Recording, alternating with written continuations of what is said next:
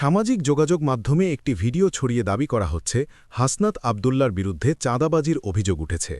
কোনো চাঁদাবাজি চলবে না দেবিদ্দার। 17 বছর গাড়ি চালাইছি, কোনো জিপিটিপি লাগে না, আমরা চাঁদা নেয় না। এখন হাসনাত ভাই আসার পরে আমরা 120 টাকা করে জিপি দিছি। সতর্কতা, যাচাই করে দেখা গেছে দাবিটি মিথ্যা এবং ভিডিওটি সম্পাদিত। আসল ঘটনা কি? আমরা 17 বছর গাড়ি চালাইছি, 120 টাকা করে জিপি দিছি।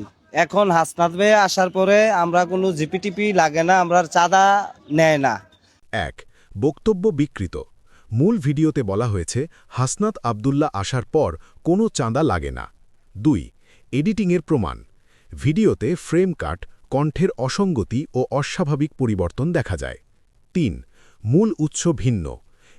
আরিফ ভ্লগস পেজের ভিডিও থেকেই এটি কেটে বিকৃত করা হয়েছে। দয়া করে বিভ্রান্তিকর ভিডিওতে বিশ্বাস করবেন না এবং শেয়ার করার আগে যাচাই করুন।